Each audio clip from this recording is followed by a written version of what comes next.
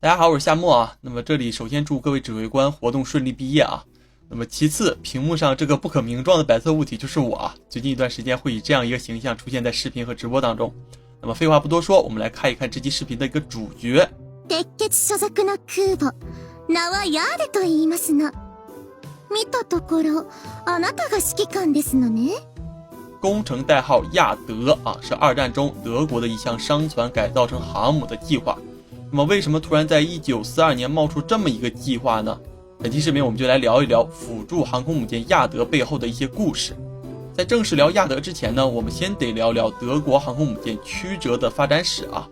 德国在二战中没能建成航空母舰的主要原因包括两方面。首先呢是德国军方内部的派系争斗，时任德国空军总司令赫尔曼·戈林啊，当然你也可以叫他赫尔曼·麦耶是吧？这个人强烈反对海军建立自己的航空运部队，并表示一切会飞的东西都该归他管理。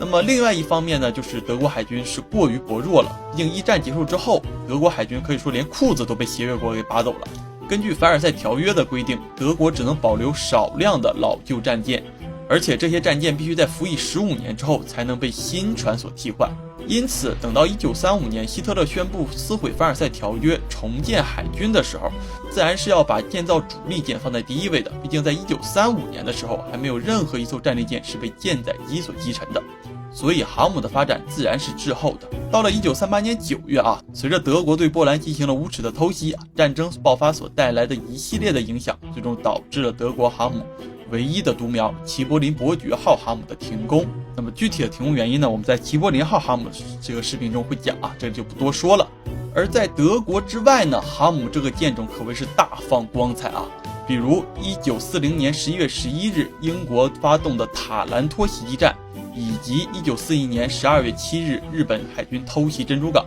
这两次战役都是以航母为主的，而且都是战果卓著的。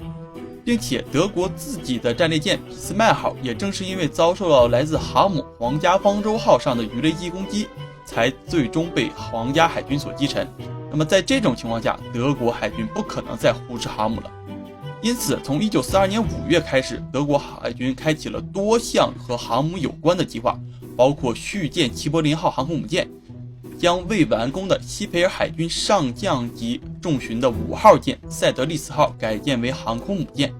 以及将多艘商船改为辅助航母，其中就包括我们的主角啊亚德河。亚德的前身是北德意志劳埃德航运公司下属的商船格奈森瑙号。注意啊，不是格奈森瑙号战列巡洋舰啊，是商船格奈森瑙号，二者只不过是同名而已。那么该船呢，标准排水量是17500吨，然后是在1934年作为邮轮开工，1936年初完工的。关于其同型船呢，有两种不同的说法。一种说法呢是该型邮轮有2艘，分别为沙恩霍斯特和格奈森瑙。另外一种说法呢是有3艘，额外包括了一艘邮轮波斯坦号。但总之，沙恩霍斯特号和格奈森瑙号是绑定在一起了。1942年5月，德国海军开始着手将其改造为航空母舰，工程代号是亚德。按计划呢，改造完成之后的亚德将主要作为训练使用，并且搭载12架 Bf-109T 式战斗机以及12架 G87C 式轰炸机。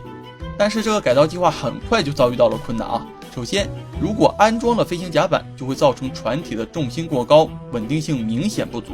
虽然想出了在水线以下填充大量水泥并加装鱼雷防护突出部的解决方案，但是该方案并不能有效解决问题，而且会大大延长工期，因而最终在1942年11月取消了该项的改造工程。值得一提的是呢，格奈森瑙号的姐妹船沙恩霍斯特号在二战爆发后被滞留于日本，最终被改造为特摄航母神鹰号。虽然说神鹰号基本上只是一个飞机运输船啊，但是足以说明啊，格奈森瑙号改造不了是你德赛技术不行啊，不是我船不行。取消改造的格奈森瑙号被作为运兵船而重新服役，并最终在1943年5月2日在波罗的海触雷沉没，并且在1950年打捞上来，在丹麦进行了报废处理，最终是以这样的形式结束了其一生。那么我是夏沫，如果你喜欢我的视频，请给我投币点赞，咱们下期视频再见，拜拜。